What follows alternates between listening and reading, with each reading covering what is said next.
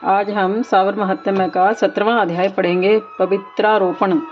ईश्वर ने सनत कुमार से कहा कि हे देवेश, अब मैं आपसे शुभ पवित्रारोपण के विषय में बताता हूँ। पहली सप्तमी के दिन अधिभासन कर अष्टमी के दिन पवित्रारोपण करना चाहिए। जो जीव पवित्रता बनवाता है उसके सुपुण्य का फल सुनिए हे विप्र, वह सब यज्ञ, व्रत, दान और सब तीर्थाश्चेषण का फल प्राप्त करता है। इसमें यहाँ कोई संशय नहीं, इसमें क्योंकि सर्वगता शिवा सब में निवास करती है, अतः न तो आदि दुख, पीड़ा और व्याधि होती है, न उसे शत्रु उत्पन्न भय होता है, न ग्रह से उत्पन्न पीड़ा कभी होती है, तथा उसके अल्प और महान काम सब सिद्ध होते हैं।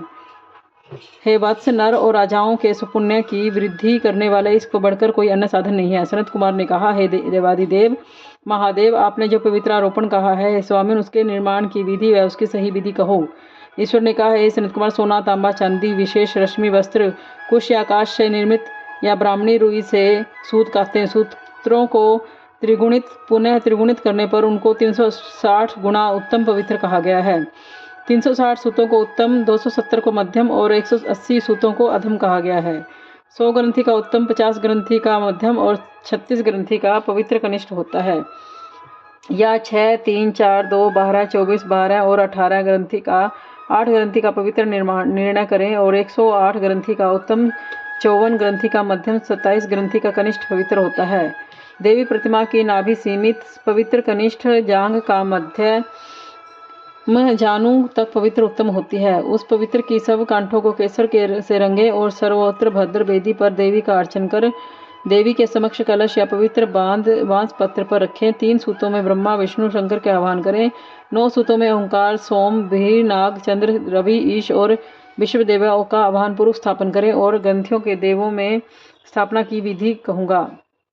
क्रिया, पौरुषी, वीरा, विजया, अपराजिता, मनोन्मी, अजया, भद्रा, मुक्ति, ईशा, इन नामों के आदि में प्रणव को लगाकर ग्रंथि संख्या के अनुसार आवर्ती कर आवाहन और चंद्रादि के अर्चन करें।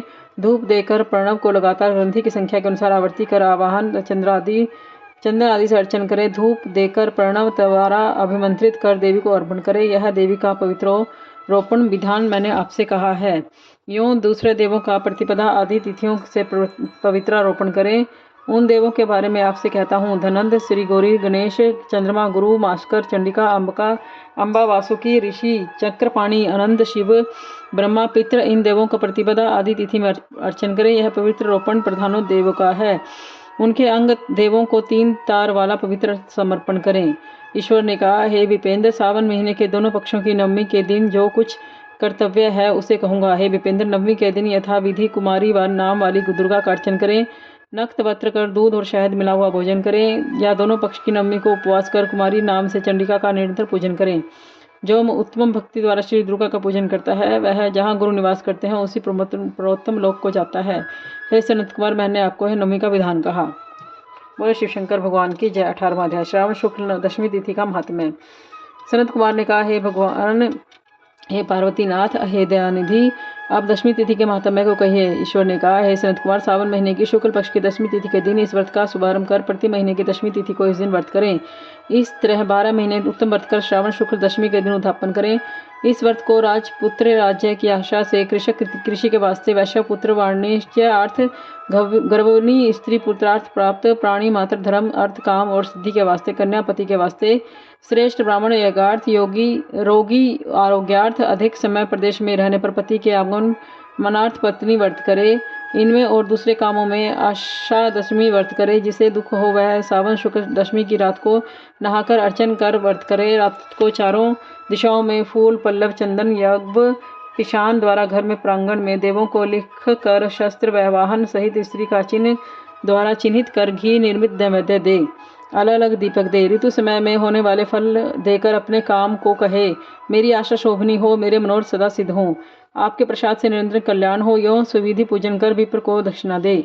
इस तरह से हर महीने निरंतर व्रत करे। मुनि श्रेष्ठ 1 साल तक व्रत करके उद्यापन करे। सोने चांदी या पिसान की 10 दिशाओं की प्रतिमा बनाकर जाति बंधुओं सहित स्नान कर वस्त्र आभूषण से अलंकृत हो भक्ति युक्त मन से घर के चौक में मंत्र से दिशाओं का कर्म से आवाहन कर स्थापन और पूजन करें।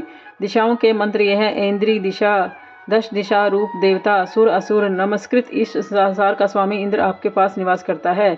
ऐसे आपको नमस्कार है। हे आग्नेय देवता, अग्नि देवता के कहने से आप में आग्नेय पड़ी जाती है। आप तेज स्वरूप पराशक्ति हो, अतः आग्नेयी मेरे लिए आप वर देने वाली हो। इस विधान द्वारा अर्चन और क्षमापन कर प्रणाम करें, पितरों तथा बंधुओं सहित भोजन करें।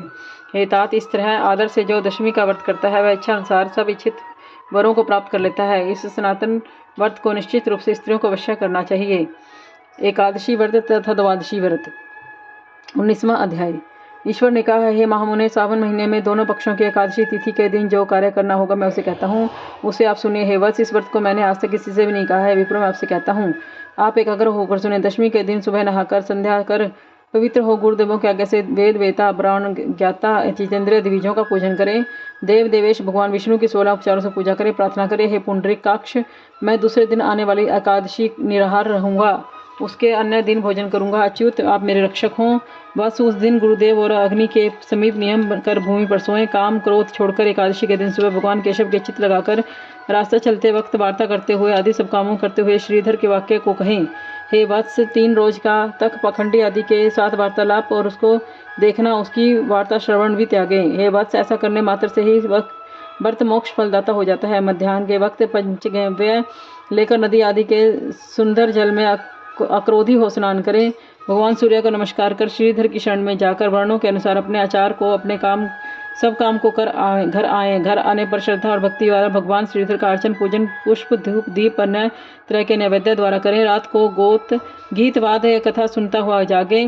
पहले कलश स्थापना कर पंचरत्न और सोने के कलश में डालकर सफेद चंदन से पूजन कर द्वादशी के रोज विद्वान सुबह आहें कर श्रीधर इस नाम को जपें। शंख चक्र गदाधारी भगवान देवादि देव की पूजा कर ब्राह्मण को सोने की दक्षिणा सहित कलश ब्राह्मण को दें। ब्राह्मण को इस घड़े के दान सहित मक्खन अवश्य दें। यह कहें कि भगवान श्रीधर प्रसन्न हो और मुझे उत्तम लक्ष्मी दें। यूँ कहकर जगतगुरु श्रीधर का अर्चन कर श्रेष्ठ द्विजों को भोजन कराकर सर्वशक्ति के अनुसार दक्षिणा दें। नौकर समूह को भोजन करा गो को भूसा घास दें। समय बंधु बांधवों सहित सहृदय के सहित भोजन करें। हे सनत कुमार, आपसे यह शुक्ल पक्ष दक्षिण एकादशी का व्रत विधान कहा। इस प्रकार सावन कृष्ण पक्ष की एकादशी के दिन भी कार्य करें।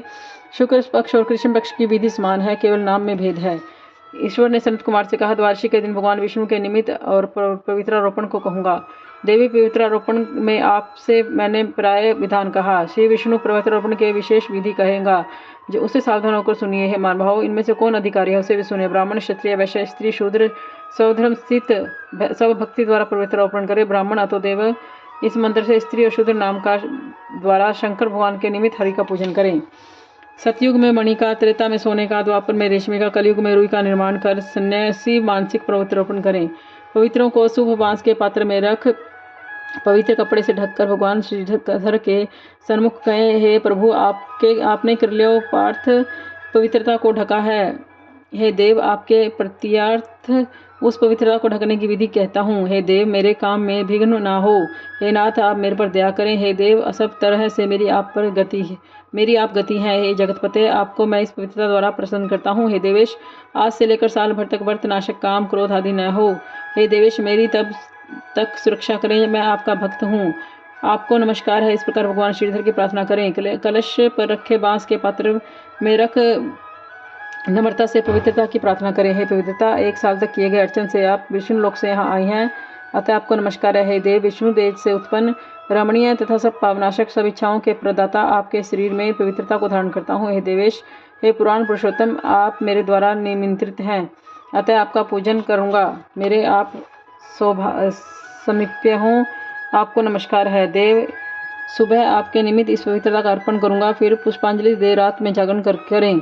एकादशी के दिन अधिवासन कर द्वादशी के दिन सुबह पूजा करें। गंध दुर्वा चावल तथा हाथ में पवित्रता को ग्रहण करें। हे देवादिदेव, आपको नमस्कार है। इस पवित्रता को आप स्वीकार करें।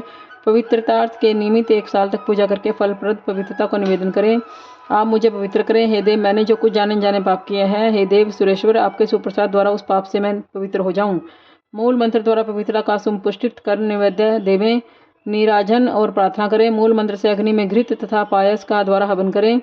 इसी मंत्र द्वारा पवित्रता का विसर्जन कर कहें, हे पवित्रता, 1 साल मेरे पूजन को सविधि परिपूर्ण करें। हे पवित्र, विसर्जित हो विष्णु लोक को जाओ। यूँ कहें, ब्राह्मण को दें या जल में डाल दें। यह वत्स, मैंने आपसे विष्णु भगवान की पवित्रता की विधि कही है। बोले शिव शंकर भगवान की जय।